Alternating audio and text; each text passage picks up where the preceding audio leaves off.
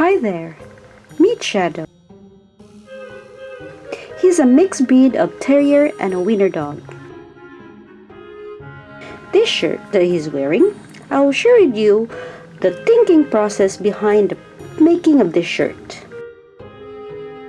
To the untrained eyes, sure this looks simple, but to make this puppy wear this all day long, make him forget that he's wearing it, live his active lifestyle without biting it off his body, took a lot of thinking to make this.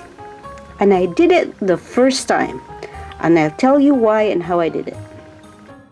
The reason why I'm making this video is to prepare you of the challenges of making your pet outfits and the challenges that comes with it. I have experience sewing dog clothings. I have sewn so many of these when our previous dog had an itch problem. And it went away. I must have done 40 of them at some point, and 70% of them roughly, I was happy with the result, and some failed for various reasons like it was too tight, it was the wrong fabric, and the stitches got undone because of poor sewing, or the fabric quality was terrible. I sew pet shirts without patterns.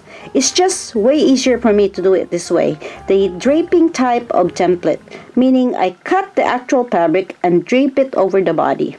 Forget measuring tapes. They don't normally work with knits, especially on a small body like this. Commercial patterns for pets are mostly for non-stretch fabrics and for dogs that don't chew their own clothing. You know, the stable and predictable dogs. Where the heck can I find a pattern for this body? And just decided that I'm just gonna do the trial and error method.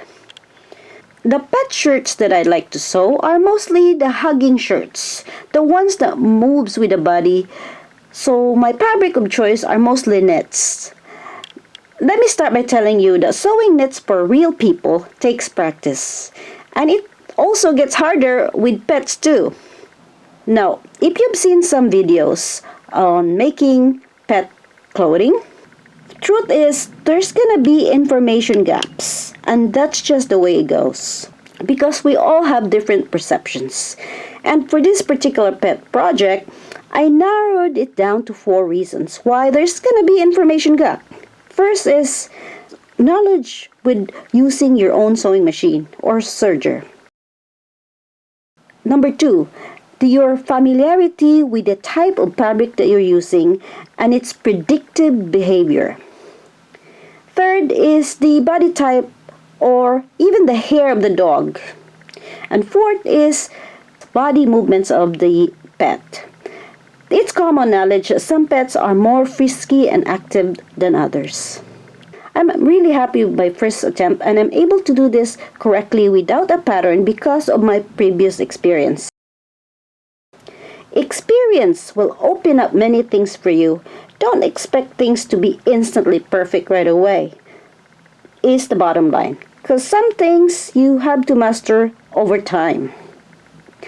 Remember, these tips that I'm sharing are just specific for body hugging shirt type.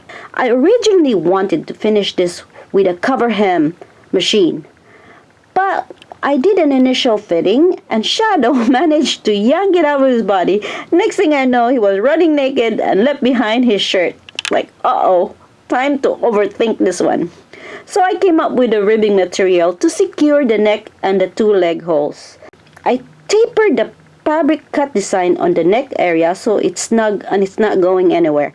And choosing the correct ribbing is key.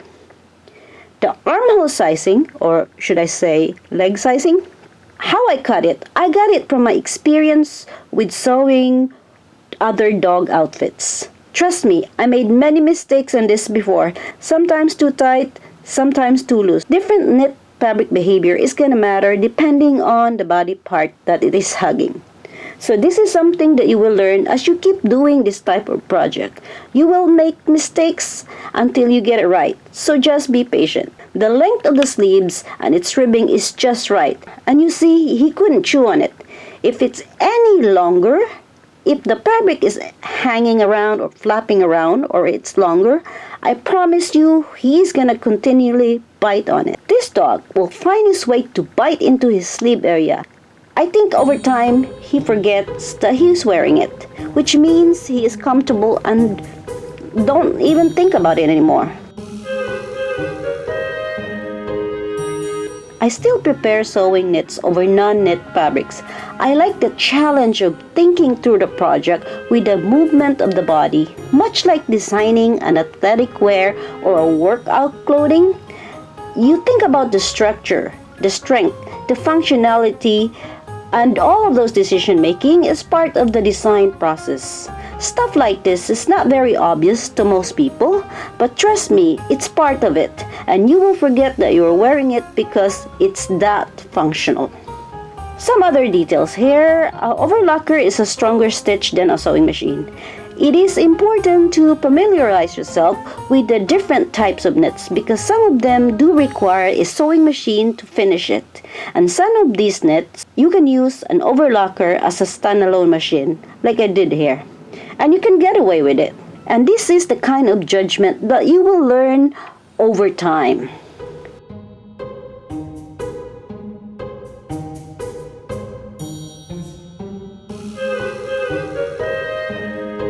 So according to Orbet, he's not gonna grow much, while other people say he's gonna be a bigger dog because of those mighty paws.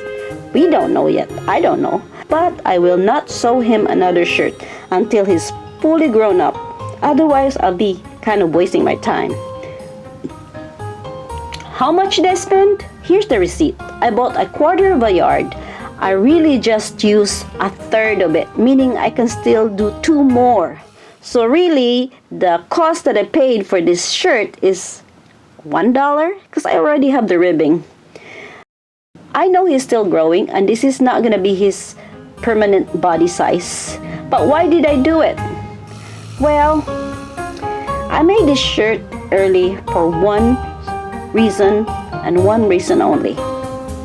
I can't help myself. Thanks for watching.